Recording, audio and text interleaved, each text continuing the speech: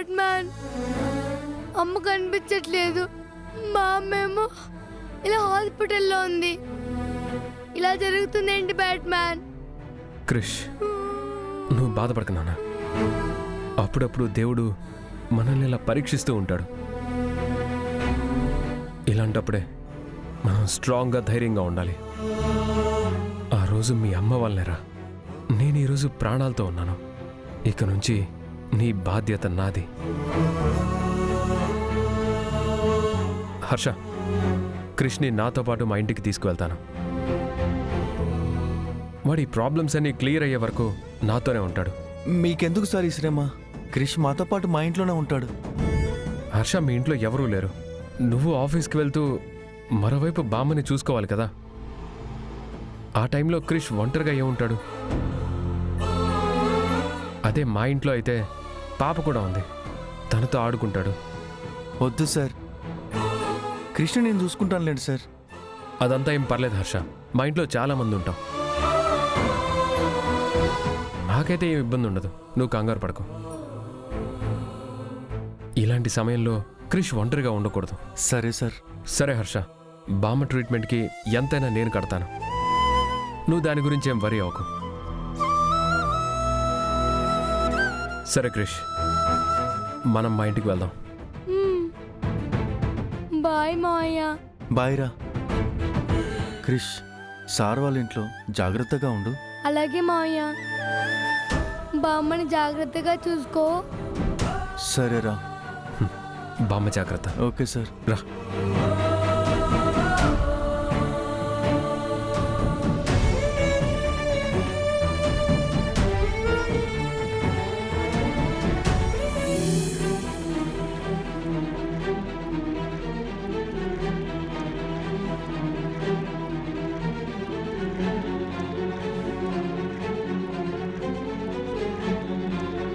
నాని, నాన్నొస్తున్నారు.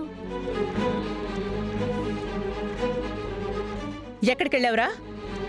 అత్తయ్య, నా విషయాల్లో మీరు కలగజేసుకోవద్దు, నన్నేమీ అడగద్దని చెప్పాను కదా. అయినా సరే మీరు ఎక్కడికి వెళ్ళారేంటి అని అడుగుతారేంటి?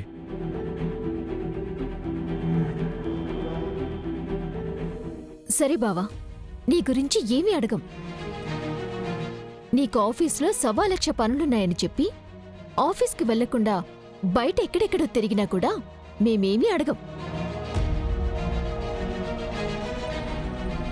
నీ ఇష్టం వచ్చినట్టు నువ్వు అర్ధరాత్రులు వచ్చినా ఇలా చెప్పా పెట్టకుండా బయటికి వెళ్ళిపోయినా అడగం.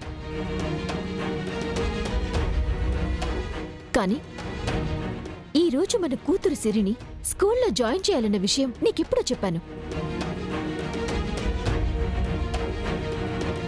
అయినా సరే నువ్వుండకుండా వెళ్ళిపోయావు చూడు, అందుకని నిన్ను అడగాల్సొస్తుంది.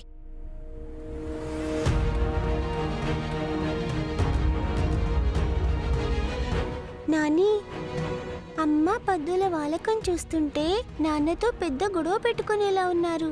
నువ్వైనా ఆపు. నువ్వు కొంచెం కామ్గా ఉండు సిరి. సరేరా, నువ్వు నీ ఇష్టం వచ్చినట్టు ఎక్కడైనా తిరుగు. ఆఫీస్ పనే చూసుకుంటావో లేక బయట వాళ్ళ పనులే చేస్తావో నాకనవసరం. కానీ ఇంట్లో నీకంటూ ఓ పెళ్ళాం ఉంది, నీకు కూతురుంది. ఆ విషయం మర్చిపోవద్దు. బయట వాళ్ళ పనులే కావు, ఇంట్లో వాళ్ళ పనులు కూడా ముఖ్యమే, అది గుర్తుపెట్టుకో. అత్తయ్య, నేనేం చేయాలో నాకు తెలుసు. నేను చేయాల్సిన పని అయితే నేను ఖచ్చితంగా చేస్తానని మీకు తెలుసు. అది కాదు విహారీ, నిన్నటి నుంచి నువ్వు అసలు ఆఫీస్లోనే లేవు. హడావిడిగా ఎక్కడికో బయటకు వెళ్ళిపోయావు. ఇంటికి కూడా రాలేదంటే అందరికీ కంగారు ఉంటుంది కదా. ఆ విషయమే అడిగితే నువ్వు కోపగించుకుంటున్నావు. అత్తయ్య, నేను నిన్నటి నుంచి ఎక్కడికి వెళ్ళానో ఏం చేశానో మీకు తెలియాలంతే కదా. ఒక్క నిమిషం ఆగండి. క్రిష్,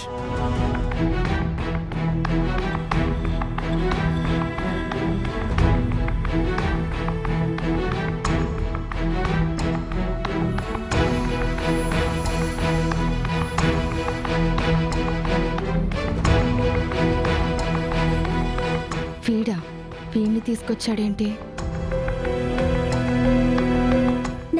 హరికృష్ణన్ తీసుకొచ్చారేంటి? అమ్మా, ఈ బాబు ఎవరో తెలుసా? అదేరా మొన్నొచ్చాడు కదా ఈ బాబు. ఏవో వంటలు తీసుకొని మీ క్యాంటీన్ కాంట్రాక్ట్ కోసం వాళ్ళమ్మ ప్రయత్నం చేస్తుందని భోజనం తీసుకొని వచ్చాడు కదా. ఈ బాబు నాకంతకు ముందే తెలుసు, గుడిలో చూశాను. మీకు తెలియని ఇంకో విషయం కూడా ఉందమ్మా. ఈ బాబు ఎవరంటే సిరి వాళ్ళ కొడుకు. సిరీనా? సిరి ఎవరు బావా?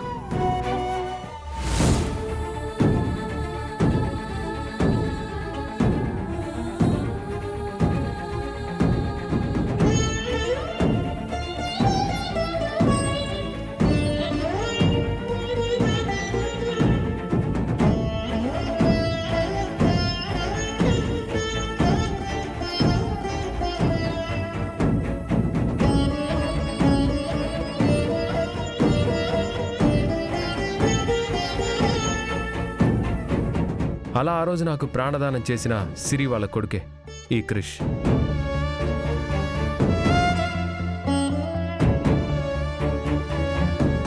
సరేరా, ఆ అమ్మ ఎవరో గాని నీకంత సాయం చేసింది కదా, 10ో 12కో ఇచ్చి పంపించేక వీణింటికి తీసుకొచ్చావేంటి? అత్తయ్య, మీరు ప్రాణానికి విలువ కడుతున్నారా? అలా అయితే నా ప్రాణం విలువ ఎంత? మరి సిరికి ఎన్ని కోట్లు ఇస్తే సరిపోతుంది చెప్పండి. విహారి, అక్క అంటున్న మాటకి అర్థం ఏంటంటే వాళ్ళకేమైనా సహాయం కావాలంటే సహాయం చేద్దాం, అంతేకాని ఆ బాబుని ఇంటికి తీసుకొచ్చావేంటి అని అంటుంది అంతే. వీడికి సహాయం చెయ్యాలనే నేను ఇంటికి తీసుకొచ్చాను. ఎందుకంటే ఇప్పుడు వీళ్ళమ్మ ఎక్కడుందో కూడా వాళ్ళకి కనిపించట్లేదు. ఎవరో తనని కిడ్నాప్ చేశారు.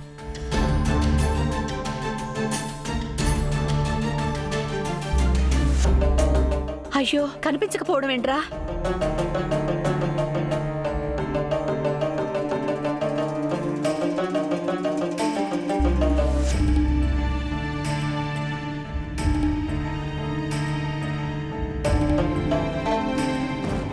వాళ్ళమ్మ దొరికే వరకు క్రిష్ నాతోనే ఉంటాడు.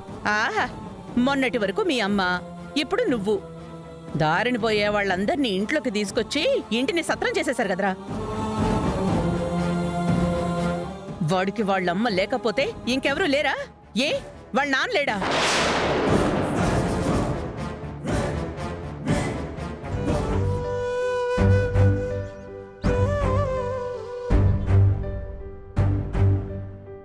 అత్తయ్య, వాళ్ళమ్మ నాకు చేసిన సహాయానికి నేను కృతజ్ఞతగానే ఈరోజు వాడిని ఇంటికి తీసుకొచ్చాను. వాళ్ళమ్మ దొరికే వరకు వాడిక్కడే ఉంటాడు. ఈ విషయంలో ఇంకెవరు గోల్ చేయొద్దు. ఉన్న మాట అంటే నేను గోల చేసినట్టే కనబడుతుందిరా మీకు.